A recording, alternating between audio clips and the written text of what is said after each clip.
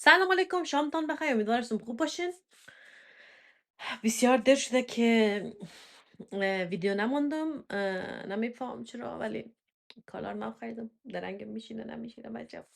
ولی آمدم یک ویدیو بانم دیگه.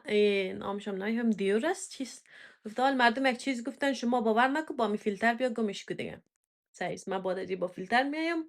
هم تو که خواهش کرده بودین فیلتر آمدم عالیم. چیز دارم آینک زدم. فیلتر آینکی زدم. خلاصه دیگه اینت آمدیم و در این چند روز مصروف بودم. اگر پرسان کنید که مصروف چی بودی، خواهرم یک جای سفر رفته بود و یک پیشک داره بسیار قندولک است دیگه. رفتم او رو نگاه کنم به مخاطر. نمیفهم چرا ویدیو نماندم، والا هیچ چیز نماندم ازش. چون به خدا، ولی خب خیلی هم خسته میشیدم به خدا از همین خاطر نماندم. والا بازم آمدم این فیلتر نو دیدم آینک های خوبش چقدر هم میشینه.